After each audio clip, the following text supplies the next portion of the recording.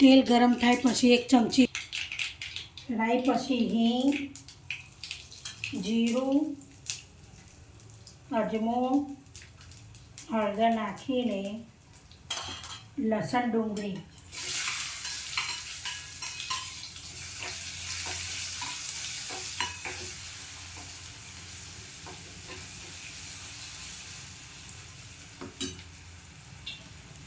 ડુંગળીને છાંતળવાની, મીઠું સ્વાદ પ્રમાણે નાખવાનું.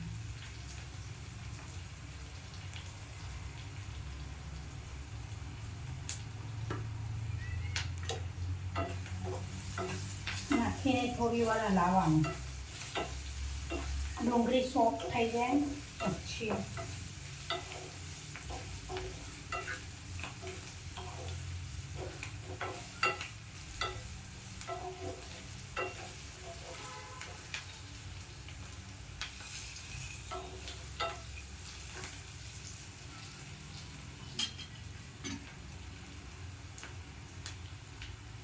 કે ડુંગળી સોફ્ટ થઈ ગઈ છે. એમાં વઘારમાં થોડું લાલ મરચું નાખવાનું, પછી ભીંડા નાખી દેવાના.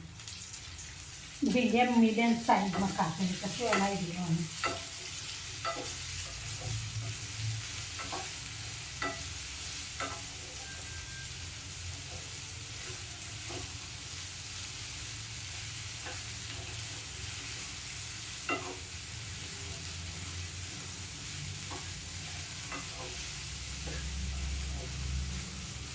હલાવીને થોડું ગેસ ધીમો કરી દેવાનો. તેલ ઓછું લાગ્યું એટલે 1 ચમચી તેલ નાખું છું ભીંડામાં.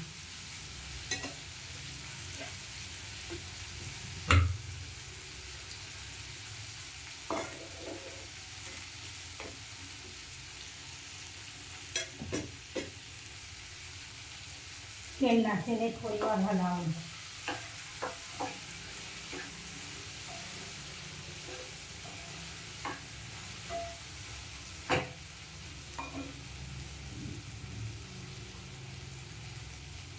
દસ મિનિટ પછી મસાલા કરવા. લાલ મરચું સ્વાદ પ્રમાણે, જેટલું તીખું ખાવ એટલું. ધાણા પાવડર,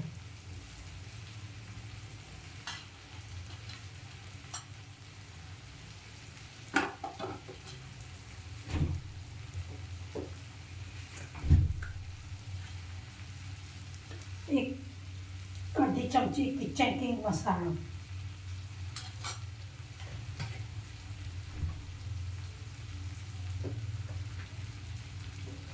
મસાલો નાખીને બધું શાક હલાવી દેવું.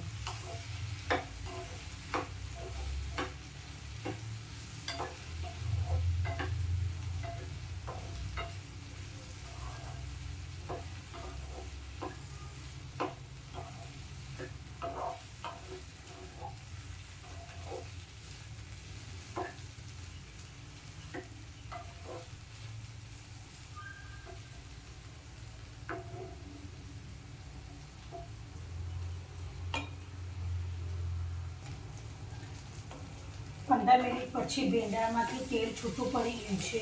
ભીંડાનું શાક તૈયાર થઈ ગયું છે. ના દબાઈ દેવાનું, ભીંડા ચડી ગયા છે.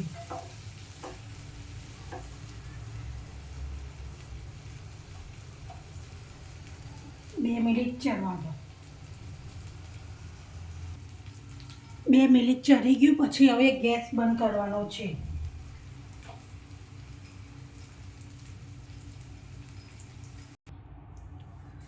શાક બાઉલમાં કાઢીને પછી કોથમીરને સર્વ રહીશ.